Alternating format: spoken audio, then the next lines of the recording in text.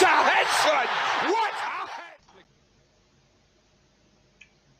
Welcome back to Onto the Ball. I'm Scott, and I'm here to go over the Liverpool versus West Ham Premier League game week 6 on Sunday afternoon. After the Europa League game yesterday, we might see a different type of lineup. I hope not.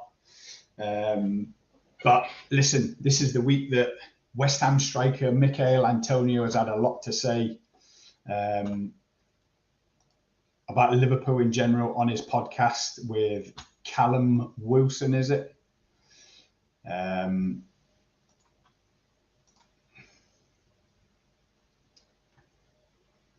MICHAIL Antonio believes West Ham will finish higher than Liverpool this season. I'm backing myself over Liverpool. You know what? I actually think we're going to finish higher than Liverpool this season. I'm putting it out there. Big words from MICHAIL Antonio before he comes to Liverpool on Sunday at Anfield as well. I mean, fair play to him. Confidence. You got to love the guy's confidence. That's what it's all about. But normally comments like this come back and bite you on the ass. Obviously, I'm hoping that this occasion is no different. I've got DHALIWAL joined in the comments already. Cheers for joining DHALIWAL. Really appreciate it, mate. Big up to you as well, brother. I think we'll win 3-0 now that Ibu, Konate and Van Dijk is back in defence. Me too, mate. Me too. I'm going to go through the lineup in a minute, what I think might happen. Obviously, people are tipping that Klopp will rotate his lineup as per the Europa League game, but I'm not so sure myself. It was only Thursday night, so they'll have nearly 72 hours rest. It's not a given that whoever played in the Europa League will not be playing on Sunday against West Ham. I can't imagine it myself. Straight in with your lineup: Alisson, Trent, if Trent not fit, Gomez, yeah. Konate, Van Dijk, Robertson, Gravenberch. I can't see Gravenberch starting myself, mate. McAllister, Szoboszlai, Diaz, Nunes, Salah. I like it.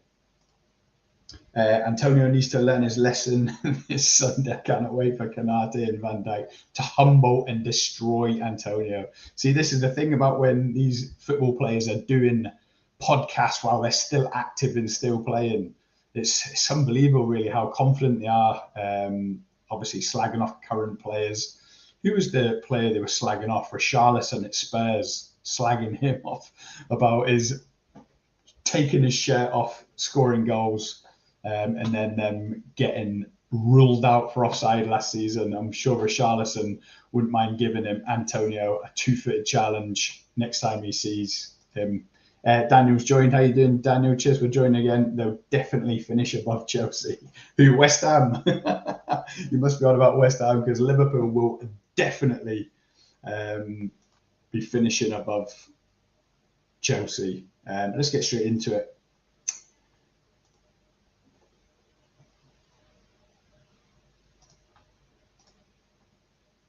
So obviously Thursday night, actually if I show the Thursday night team, you can see the kind of team that played. You can see there, so obviously he started with Kelleher in goals. It's a much changed for most of the side. Van Dijk started at centre-back, but that's only because he's missed the last 2 games through suspension. Konate's missed a few games through injury, so he needed a good start, a good 60 minutes. Bajcetic was back. That was the most pleasing thing. Bajcetic was back, and he played in Trent's inverted right-back role. And I thought he'd done fantastic. The rating there says he got 6.5, but I'm not having that. I thought he was brilliant. He was so sharp. Tsimikas had a game at left-back, done really well. Endo, we'll get on to Endo soon. For me, he's really struggling in this Liverpool side.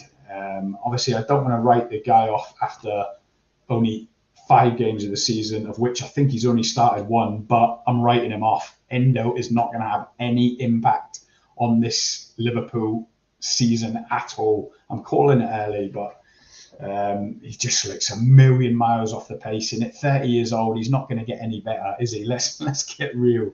Gravenberch had his first start in midfield. Elliott as well on the right-hand side, and that left Ben Doak up front, Nunes in the centre, and Diaz on the left. So obviously, when you look at that, you think for Europa League, if you've started the Europa League, you can almost count them out for starting Sunday. I don't think that's going to be the case at all.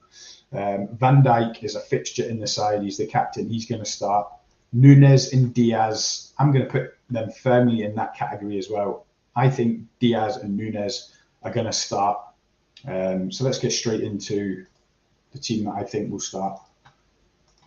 Alisson, of course, he's coming straight back into goals. It's not even a question. Not even a question. The rumours are that Trent is going to make it for Sunday. He's back in full training. So other than him not being fit and not passing the fitness test, he's going to start. I'm just going to put him straight in. And there's no point in pretending that he might not start. If he's fit, he's starting. It's the same with Kanate. It's the same with Van Dijk. It really is as simple as that. Robertson, as good as Tsimikas done the other last night, Robertson gets straight back in at left back. Tsimikas was brought to be back up to Robertson. Of course, you want him to put as much pressure on the left back spot on Robertson as you can, but he's not lived up to it. He's not pulled up any trees. Robertson is a fixture at left back. I had a conversation with Ravi on the Liverpool Wolves lineup predictor last Friday. He said the only way for Tsimikas to have a chance of making it at Liverpool is to get opportunities to play left back. He's going to get lots of opportunities. We've got the League Cup against Leicester next week. We've got lots of Europa League games, so he's going to get his chances. Based on last night and how amazing I thought he done, and the fact that he looked so sharp after coming back from injury, thinking about how much Endo has struggled in his adaptation of coming to the UK with Liverpool, I cannot see Endo starting. I'm going to tip Bajcetic to start straight in there. Gravenberch come off yesterday with a bit of an injury. I don't know if it was just a bit of tightness or a bit of cramp. I don't know whether it was just a precaution, but I've just got a feeling Bajcetic is going to start in there. And then that only leaves two other spots in midfield. We all know who's starting there. It's Szoboszlai on the right. It's McAllister on the left. Really is as simple as that for me. Obviously, Klopp might see it a different way. He might put McAllister into the number 6 and start Curtis Jones again. I'm not saying that would be a mistake. Jurgen Klopp is the man. He knows exactly what he's doing, but that's the midfield I would go with, purely based on how sharp Bajcetic looked last night. I thought he was absolutely incredible. Let's not mess around. Mo Salah is starting on the right. It really is as simple as that. He was the difference when he come on last night. You just seen the whole mood, the whole dynamics of the squad, the team. We kicked into gear. The opposition they knew they were in the presence of greatness. I'm not saying he shrunk as soon as he come on, but it was at the right time. They were tired, out of ideas. Salah just come on and sealed the deal. It's the same on the left-hand side. This is the one where obviously Diaz and Nunes started last night. So you could take an educated guess that he's going to start with Jota on the right and Gakpo in the middle. I don't think he's going to do that myself, purely because we're at home against West Ham. I think he's going to go with the same as last night. He's going to, because we're at home and we don't have to sit in as much, we're going to be on the front foot. I think he's going to go for it, Diaz and Nunes. And it'll be the same. If they're tired after Thursday night, it'll be 60 minutes, hopefully secure the result, get the 3 points in the bag, and then, of course, you can refresh from the bench. Do you know what? Now I'm looking at it, I don't think he's going to start Bajcetic. I think he's going to put McAllister in there and go Curtis Jones.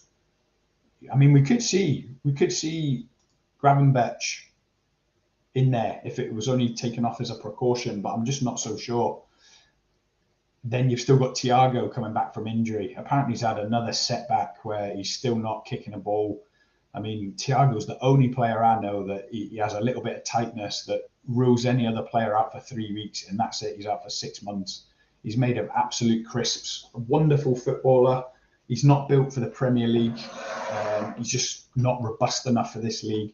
I think that will end up seeing him leave at the end of his contract next summer as well. I cannot see us offering him a new contract, not with his injury record. It's just better for everyone if he leaves. I mean, when you look at the midfielders we've got not starting, so that's Endo, Thiago, Elliott, Gravenberch, Bajcetic, Bobby Clark, Alexander Arnold have got there that could go into midfield.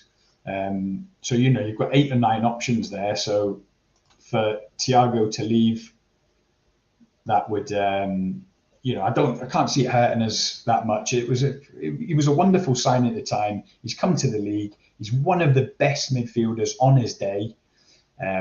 But it's time to cut our losses on him, unfortunately. So that's my team. Let me know in the comments how you think it'll go. And I'll even put it in the description.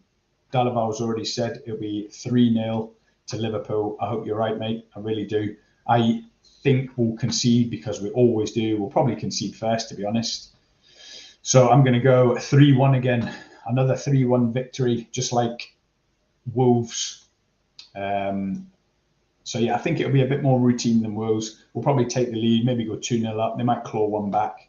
Salah will either provide a goal or assist. We know how it goes. We know how he operates. It really is as simple as that.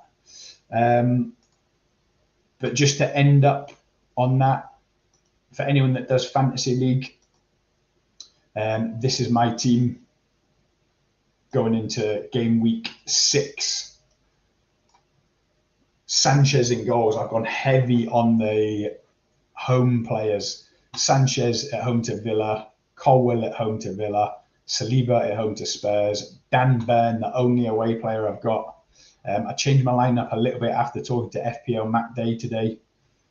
He advised me to take another look at it. That's exactly what I've done. Lamptey at home to Bournemouth. He was man of the match last week. Salah speaks for himself at home to West Ham. Mitoma at home to Bournemouth. Buemo at home to Everton. He's been on a rich vein of form. Also on the team of the week last week. Martin Odegaard at home to Tottenham as well. What a game that's going to be, by the way, on Sunday, the same time as Liverpool-West Ham. So I'll be watching Liverpool-West Ham, of course. And then, of course, up front, who else? Erling Haaland and Julian Alvarez. I think pretty much everyone has got them two in their team at the minute. That leaves me over bench Areola, Watkins, Casemiro and Botman. So I will not be using bench boost this week. But yeah, I'm expecting lots of home points and advantage there. But yeah, so that's it. Back to Liverpool, West Ham. I predict a 3-1 win. Let us know in the comments when you watch this back what you think the score will be, and I'll put it in the comments. But above all else, have a great weekend. And me and Travis might see it on some live streams over the weekend. Nice one. Cheers, guys. Header. But Gerrard! Oh, you beauty!